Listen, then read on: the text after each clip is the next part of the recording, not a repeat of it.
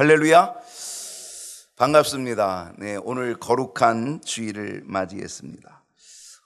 지난 주일이 7월 첫 번째 주일이었고요, 맥주감사절이었습니다.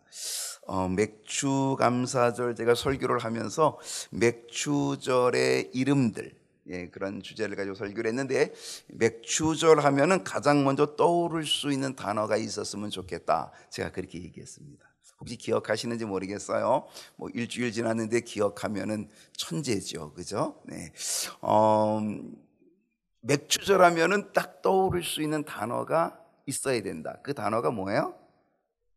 첫열매라고. 첫열매. 예. 첫열매. 오늘 한 주간의 첫날입니다. 그렇죠? 오늘 주일이 한 주간의 첫날이죠. 그래서 한 주간의 첫날인 오늘이 바로 첫열매 드리는 날입니다.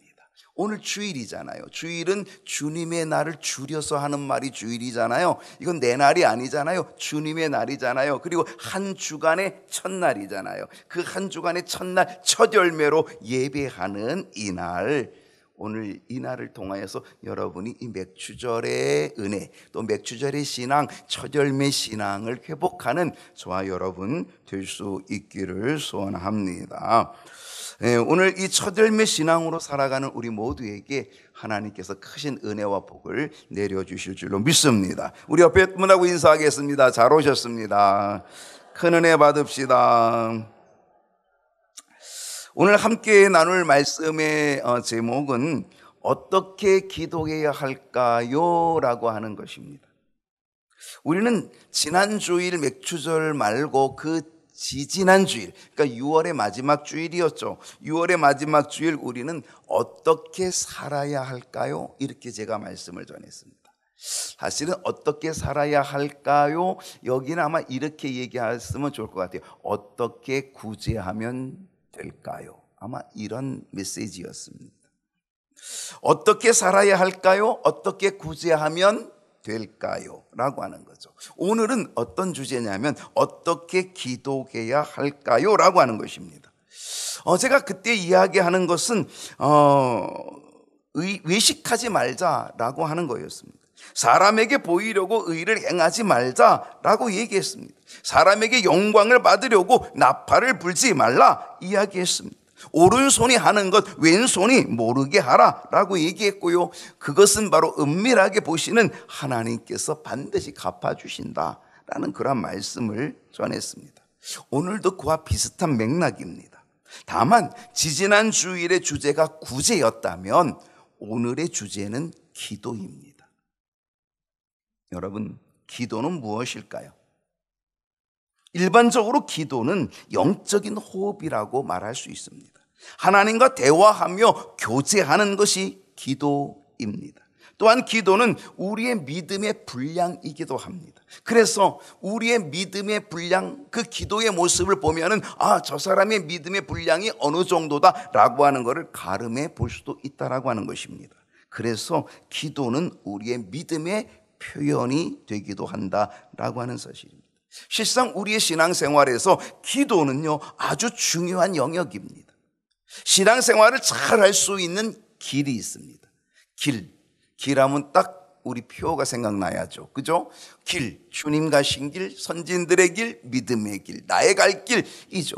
오늘 우리는 그 길을 걸어가는데 여러분, 신앙생활을 잘 할 수 있는 길이 있다는 거예요. 그 길이 뭐다? 그것은 예배 생활입니다. 여러분, 신앙생활 잘하기 원하시면 예배 생활에 집중하십시오. 예배를 사모하십시오. 예배 시간을 잘 지키십시오. 그리고 모든 예배에 참여하는 사모함을 가지십시오. 그러면 신앙생활을 잘 할 수 있는 길이 반드시 열리게 될 줄로 믿습니다. 어떻게 하면 신앙생활 잘 할 수 있을까? 그것은 말씀 생활입니다. 하나님의 말씀을 읽는 것, 하나님의 말씀을 사모하여 듣고자 함은, 그리고 그 말씀을 암송하고 묵상하는 것, 말씀을 가까이 하고 사모하면 할수록 우리는 신앙생활 잘할 수 있는 길이 반드시 열리게 될 줄로 믿습니다. 어떻게 하면 신앙생활 잘할 수 있을까? 기도 생활입니다. 기도는 하나님과의 교통의 시간입니다. 기도는 하나님의 은혜와 능력을 체험하는 시간입니다. 그래서 예수님은 우리에게 기도를 가르쳐 주고 있다는 사실입니다. 제가 유대인의 3대 절기를 얘기했습니다. 지난주에 얘기했죠. 맥추절을 이야기하면서 유대인의 3대 절기가 있었다 그랬어요. 유월절, 맥추절, 수장절 이렇게 있다 그랬습니다. 하나님은 이 세 가지의 절기 속에서 우리 그리스도인, 아니 우리의 인생의 여정, 그리고 그 인생의 여정 속에서 하나님이 우리를 어떻게 구원하시는지, 하나님의 구원의 드라마, 구원의 역사를 그 절기 속에 담았다라고 이야기하는 거죠. 유월절은 우리가 구원받은 날, 그리고 맥추절은 우리가 말씀을 받고 성령 충만함의 은혜를 얻었던 오순절, 그래서 그 맥추절의 시대를 지금 이 세상 속에 광야의 시대 속에 우리가 살아가고 있고, 우리는 끝내 어디로 가고 있다? 수장절, 하나님의 초막으로. 그래서 하나님 나라의 일을 그날을 소망하며 달려가고 있다라고 얘기했습니다.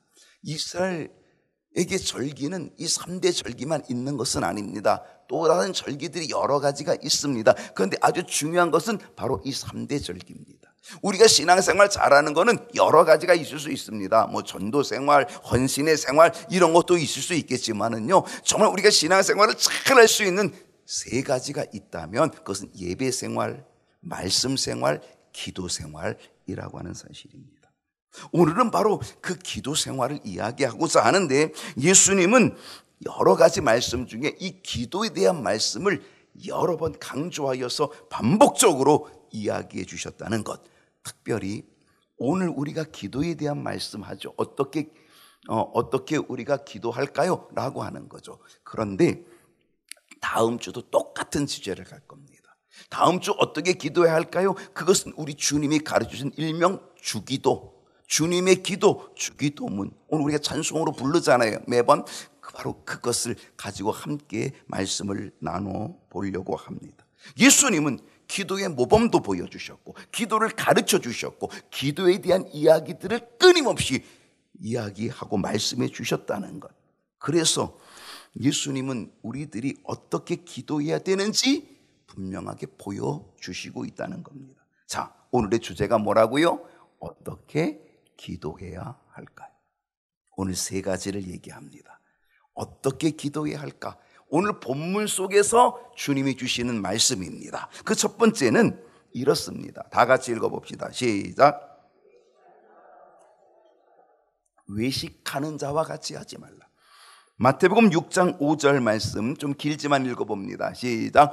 또 너희는 기도할 때에 외식하는 자와 같이 하지 말라. 그들은 회당과 큰 거리 어귀에 서서 기도하기를 좋아하느니라. 내가 진실로 너희에게 이르노니 그들은 자기 상을 이미 받았느니라. 여러분, 외식한다는 게 뭐예요? 바깥에 나가서 밥 먹는 거예요? 오늘 외식합시다. 여러분, 외식한다라고 하는 거는요, 사실은 겉모습을 얘기해요. 외식이라는 건 겉모습을 얘기하는 거예요. 한마디로 좀 나쁘게 얘기하면 폼 잡는 거예요. 폼 잡는 거. 근데 폼 잡는 거 좋아하시는 분 있죠? 그게 외식하는 거를 좋아하시는 분입니다.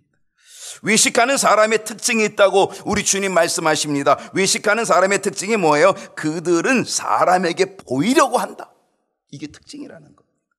그래서 그들의 기도의 장소는 언제나 어디였습니까? 회당이었습니다. 그리고 큰 거리 어귀였습니다. 여러분, 왜 그들이 회당에서 기도했을까요?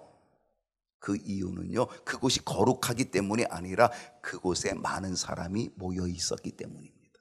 그러니까 많은 사람이 보는 앞에서 기도하는 걸 좋아하는 겁니다. 많은 사람 앞에서 자기의 기도를 폼잡고 싶습니다. 자랑하고 싶습니다. 그래서 그들은 어디서 기도했다? 많은 사람이 있는 회당에서 기도했다는 겁니다. 그리고 어디서 기도했다? 큰 거리 어귀에서 기도했다는 겁니다. 이 큰 거리 어귀도 역시 사람들이 많이 왔다 갔다 하는 곳입니다. 그러니까 사람들의 눈에 잘 뜨이는 곳입니다. 그래서 이 외식하는 자는 사람에게 보이기 위해서 사람이 많은 곳, 사람을 의식하여서 사람에게 칭찬받고 싶어서, 사람에게 폼잡고 자랑하고 싶어서 회당이나 큰 거리 어귀에서 기도했다라고 하는 것입니다.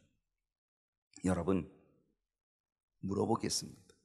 여러분은 어디에서 기도하는 것을 좋아하십니까? 예수님께서 말씀하신 회당이나 큰 거리 어귀는 지금 교회 강단일 수도 있습니다. 이 자리가, 이 강단에서 하는 이 기도가 혹시 예수님이 말할 수 있는 회당은 아닐까? 사람들이 지금 많이 모여있는 그런 곳 아닐까? 이것은 큰 거리 어귀가 될 수 있지 않을까라고 하는 것입니다. 일명 무대 체질인 사람이 있습니다. 여러분도 무대 체질이신가요? 무대에 올라서서 무대 앞에 올라와서 많은 군중들이 보는 자리에서 기도하기를 좋아하는 사람들이 혹 있습니다. 어쩌면 우리의 대표 기도는 일명 무대가 될 수도 있습니다. 그렇기 때문에 대표 기도를 하시는 분들은 외식하는 자가 되지 않도록 뭐 해야 된다? 주의해야 된다는 겁니다.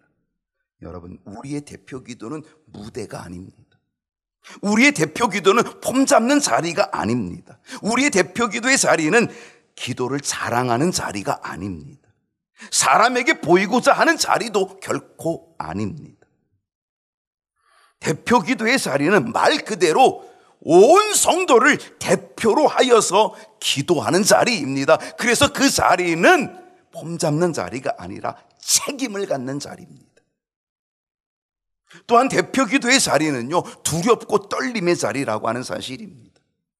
두렵고 떨림. 왜? 모든 사람을 대표하여 내가 책임을 지고 책임을 갖고 하는 기도의 자리이기 때문에 두렵고 떨림이 되는 자리여야 된다는 사실입니다. 그래서 대표 기도 하시는 분들은 결코 외식하지 않아야 합니다. 사람에게 보이려고 하지 않아야 합니다. 그래서 그만큼 잘 준비해야 된다는 사실입니다.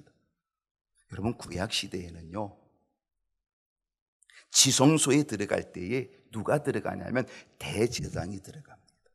이 지성소는 바로 여기에 휘장이 차려져 있었던 이곳이 바로 지성소잖아요. 근데 이 지성소는 1년에 한 번 대제사장이 온 백성의 죄를 짊어지고 대표하여서, 온 백성의 죄를 짊어지고 대표하여서 하나님께 속죄하는 바로 이 지성소로 들어가는 그거 대제사장이 하는 거, 1년에 딱 한 번 하는 겁니다. 근데요, 대제사장이 이 지성소에 들어올 때에 먼저 해야 될 일이 하나 있습니다. 그것은 뭐냐면 숫송아지 한 마리를 잡는 것입니다. 준비하는 겁니다. 숫송아지 한 마리. 이 숫송아지 한 마리를 준비하는데, 이 숫송아지 한 마리는 무엇을 위해 준비하냐면 이 지성소로 온 백성을 대표하여 들어오기 전에 먼저 자신의 죄를 속죄하고 자신의 가족의 죄를 먼저 속죄하기 위하여 숫송아지 한 마리를 준비하고 그거를 잡아 하나님께 드리는 거예요. 먼저 온 백성의 죄를 위하여 이 지성소에 하나님 만나러 들어오기 전에 자신의 죄를, 자기 가족의 죄를 먼저 하나님께 속죄하는 숫송아지 한 마리를 잡았다는 거예요. 그리고 나서 이 지성소 안으로 들어와서 온 백성의 죄를 하나님께 고하며 하나님의 속죄를 구하였다는 사실이죠. 여러분, 대표 기도를 하는 사람이 이런 마음과 준비가 되어 있을 때에 그는 외식하는 자의 기도를 피할 수 있다는 사실입니다. 주님은 외식하는 사람, 그리고 사람에게 보이기 위하여 기도하는 사람에 대해서 주님은 분명히 이렇게 말씀하십니다. 마태복음 6장 5절을 보게 되면 그들은 자기 상을 이미 받았느니라. 이미 사람들에게 기도의 상을 받았기 때문에 외식함으로 보여주려고 이미 사람들에게 박수를 받고 기도의 상을 받았기 때문에 그 기도는 하나님의 응답과 상, 이거와 관계가 없다는 겁니다. 이미 자기 상을 받았다는 겁니다. 그러니까 하나님의 응답은 없다, 그런 얘기입니다. 우리 모두 다 사람에게 보이려고 외식하는 이 유혹을 물리쳐야 합니다.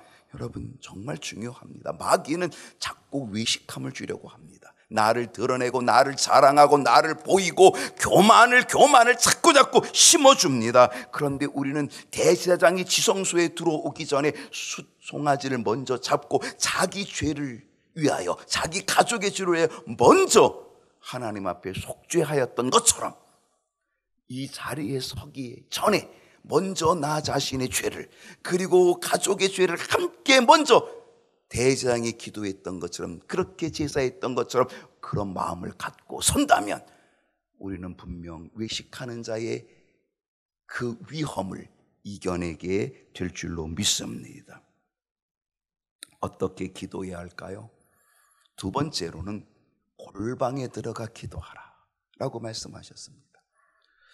마태복음 6장 6절 말씀입니다. 다 같이 읽어봅시다. 너는 시작.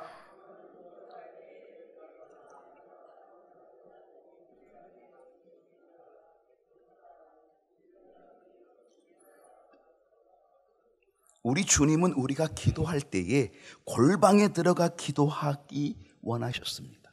골방에 들어가 기도하라라고 얘기합니다. 그것도 골방에 들어가 기도하는데 골방에 들어가서는 문까지 닫아라, 그렇게 말씀하셨습니다. 여러분, 이 골방은요, 회당이나 큰 거리 어귀하고는 완전히 다른 곳입니다. 회당은 사람들이 많아요. 큰 거리 어귀도 사람들이 많아요. 그런데 골방은 사람이 없어요. 거기에는요, 사람도 없고 무대도 없어요. 골방은 사람도 없고 무대도 없지만, 그러나 그 골방은 하나님이 계실 줄로 믿습니다. 그리고 하나님을 바라보고 만나는 자리가 바로 골방이라, 그런 얘기입니다.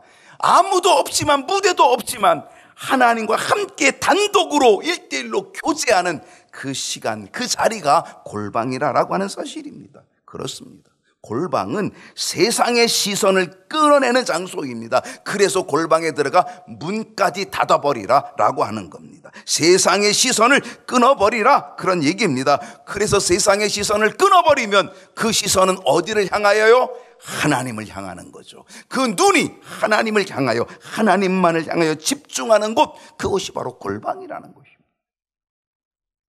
여러분, 오늘 이 마태복음 6장 6절을 보게 되면요, 하나님은 어디 계신다 그랬어요? 하나님은 어디 계시죠? 은밀한 중에 계신 네 아버지. 하나님은 어디 계셔요? 은밀한 중에 계셔요.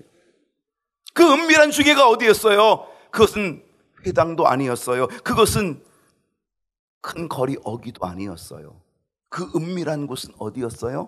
골방이었어요. 그러니까 하나님은 어디 계셔요? 은밀한 중에 그 골방에 계셨다는 거예요. 물론 하나님은 어디든지 계셔요.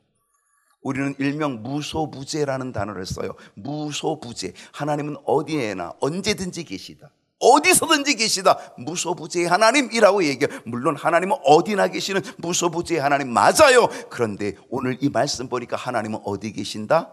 은밀한 중에 계시다. 그렇습니다. 하나님은 바로 골방, 은밀한 중에 계신다는 사실입니다. 여러분, 골방에 계셔도 괜찮습니다. 홀로 있어도 괜찮습니다. 문이 닫혀 있어도, 보이지 않아도, 아무도 안 봐도 괜찮습니다. 그곳이 골방이고 보잘곳 없어도 괜찮습니다. 왜? 하나님은 바로 은밀한 중에, 바로 그 골방에 계신 하나님이신 줄로 믿습니다. 은밀한 중에 보시는 하나님께서 갚아주실 줄로 믿습니다. 어떻게 기도해야 할까요? 중언부언하지 말라는 것입니다. 여러분, 중언부언은 뭐예요? 중언부언은요, 뜻도 없이, 생각도 없이, 의미도 없이 했던 말을 또 하며 했던 말을 반복적으로 또 하고 또 하고, 마치 아무 뜻도 없이 주문을 외우듯이 형식적으로 말하는 것, 반복적으로 말하는 것, 이거를 중언부언이라고 이야기합니다. 이런 얘기 들어보셨죠? 제가 아주 오래전에 여러분에게 한번 이야기한 적이 있습니다. 어느 나라에 대주교가 있었습니다. 이 대주교가 늘 안락의자에 앉아가지고 사람들이 많이 있는 그곳에 늘 안락의자에 앉아가지고 사람들 앞에서 자기의 기도를 뽐내고 있습니다. 나는 기도를 이렇게 오랫동안 하고 있어. 그러면서 거기에 안락의자에 앉아가지고 아무런 생각도 아무런 의미 없이 하늘에 계신 하나님 아버지요, 하늘에 계신 하나님 아버지요, 하늘에 계신 하나님 아버지, 그냥 그렇고 그냥 중얼중얼 되는 거예요. 아무런 의미, 아무런 생각도 없이. 왜? 사람들이 거기에 많이 모이고 사람들이 많이 지나다니니까 거기에다 딱 안락의자 하나 갖다 놓고 나 이렇게 기도 잘하고 있다라고 하는 폼 잡는 것을 보여주고 싶어서 그러고 있었던 것이죠. 어느 날 똑같이 안락의자에 앉아서 형식적으로 기도하고 있습니다. 하늘에 계신 하나님 아버지여. 그런데 갑자기 하나님께서 왜 그러느냐 말씀하셨어요. 그랬더니 그 말씀하신 것을 듣고 이 대주교가 심장마비 걸려서 죽었어요.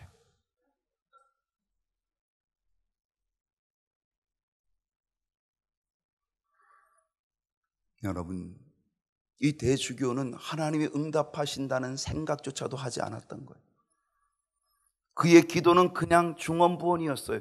그냥 형식적이었어요. 아무런 의미도 없이 아무런 생각도 없이 하늘에 계신 우리 아버지요 라고 그냥 그러고만 기도하고 있었던 거예요. 그런데 정말 하나님이 어느 순간에 왜 그러냐 라고 응답하시니까 갑자기 심장마비가 걸렸어요. 깜짝 놀라서 심장마비에 걸려가지고 돌아가셨다는 거예요. 때로 우리의 기도가 중언부언 될 수 있어요. 마태복음 6장 7절 말씀 다 같이 한번 읽어봅시다. 또 시작.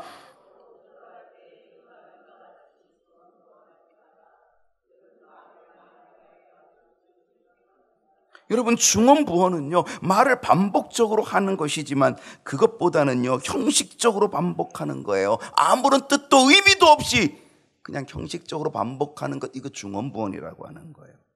물론 반복적으로 한다고 모든 게 중언부언은 아니에요. 여러분, 예수님의 기도 가운데도요 반복적으로 하신 기도가 있어요. 어떤 기도였어요? 겟세마네 동산 기도였어요. 예수님이 겟세마네 동산에 십자가를 앞에 두고 예수님은 어떻게 기도했어요? 아버지여, 할 만하시거든 이 잔을 내게서 옮겨 주시옵소서. 그 기도를 하셨어요. 여러분, 그 기도를 몇 번이나 하셨어요? 예수님이 3번씩이나 하셨어요. 그러니까 예수님은 똑같은 기도를 3번씩이나 반복적으로 했어요. 그러면 그 중언부언인가요? 반복적으로 했으니까 중언부언이 아니에요.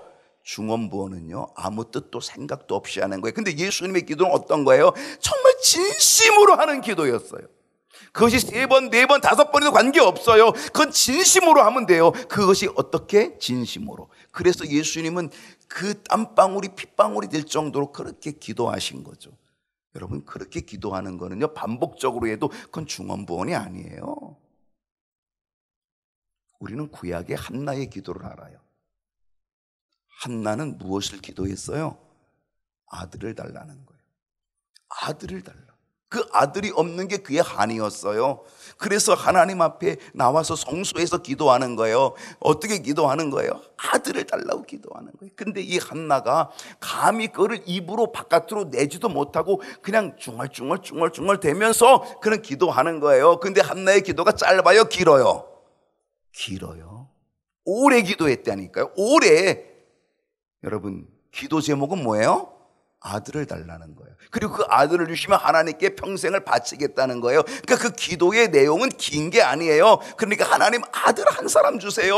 아들 한 사람 주세요. 제가 아들을 바칠게요. 아들 한 사람 주세요. 이게 기도 제목 전부였어요. 다른 거 없었어요. 여러분, 그거 얼마나 짧은 기도예요. 근데 그 기도를 짧게 했어요? 길게 했어요? 길게 했어요. 그렇다면 이 한나의 기도는 반복적인 거죠. 아들 하나 주세요. 하나님, 아들 하나 주세요. 하나님, 아들 하나, 이거죠. 근데 그걸 말도 못하고 그냥 중얼중얼 되는 거예요. 그랬더니 엘리 제사장이 그 모습을 보고, 야 한나야, 너 술 끊어 그랬다고요. 술 취한 줄 알고. 근데 한나가 뭐라 그랬어요? 제사장님, 저 술 취한 게 아니에요.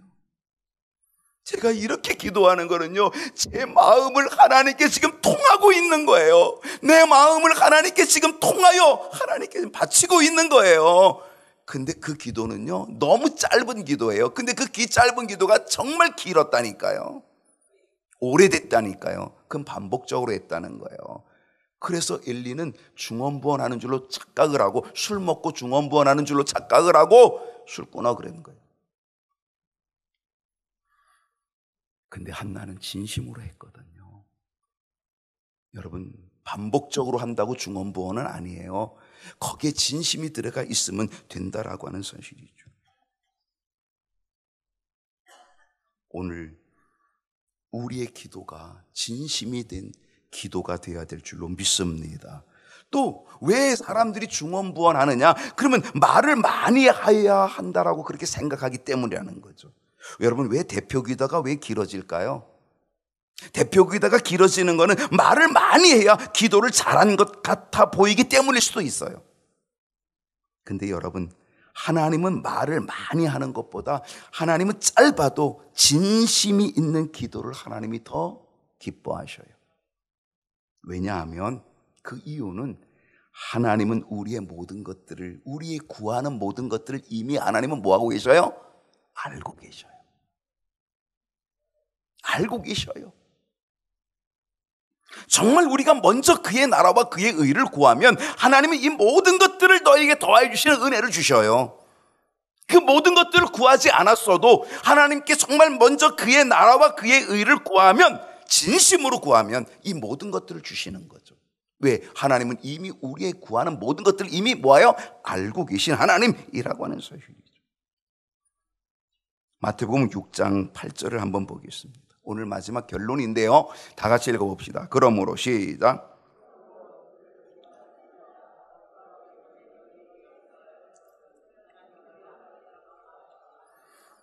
주님은 누구를 본받지 말라고 하셨어요?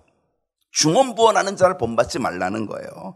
그러므로 그들을 본받지 말라. 중언부언하는 자 본받지 말라. 형식적으로 하는 자들을 본받지 말라. 말을 많이 하려고 하는 자들을 본받지 말라라고 하는 거예요. 왜? 그들을 왜 본받지 말라는 거예요? 하나님께서는 이미 우리가 구하기 전에 우리의 형편과 처지, 뭘 구하고 있는지를 이미 다 하나님은 알고 계시기 때문이라는 거예요. 그래서 그 하나님은 뭐예요? 전지전능하신 하나님. 전지는 뭐예요? 모든 것을 알고 계신다는 거예요. 전능은 뭐예요? 모든 것을 하실 수 있는 능력의 하나님이라는 거예요. 그 전지전능하신 하나님. 여러분, 우리가 하나님이 전지전능하심을 믿는다면 형식적인 중언부언이나 말을 많이 해야 하나님이 들으신다는 것을 우리는 뛰어넘을 수 있다는 거예요. 우리가 기도의 자리에 앉아 있을 때에, 아니 우리가 기도하러 오는 그 시간에 이미 기도하려고 하는 그 모습 속에 하나님은 이미 우리의 기도의 형편을, 우리의 기도의 제목을, 뭐를 구해야 될지를 이미 하나님은 알고 계시다라고 하는 거예요. 때로 우리가 너무 지쳐서, 때로 우리가 너무 연약해져서 정말 신음조차밖에 낼 수 없다 할지라도 하나님은 우리의 작은 신음에도 응답해 주시는 하나님이신 줄로 믿습니다. 그냥 눈물로, 아버지, 그냥 눈물로 아버지 하고 한 번만 불러도 하나님은 알고 계셔요. 더 이상 말을 안 해도, 더 이상 뭔가를 구하지 않아도 하나님은, 내가 하나님 앞에 그냥 눈물로 아버지 하면 하나님은 뭘 구하는지를 알고 계셔요. 때로 우리는 하나님 앞에 엎드려서 아시지요, 그냥 한마디만 해도 하나님은 우리를 알고 계셔요. 그 아시지요를 반복적으로 해도 정말 하나님은 알고 계셔요. 그렇다고 그건 중언부언이 아니에요. 정말 거기에 눈물이 들어있고 진심이 들어있으면 그건 반복적인 것이 아니, 반복적으로 했다 하더라도 그건 중언부언이 아니라는 거죠. 그 짧은 그 한마디에 하나님은 우리의 모든 형편과 우리의 모든 처지를 하나님은 다 알고 계시다는 사실이에요. 실상 기도는요, 나의 필요를 나열하는 시간이 아니에요. 실상 기도에서 정말 중요한 것은 나의 필요를 나열하기보다는 하나님을 신뢰하는 시간이에요. 내가 하나님을 믿는 거예요.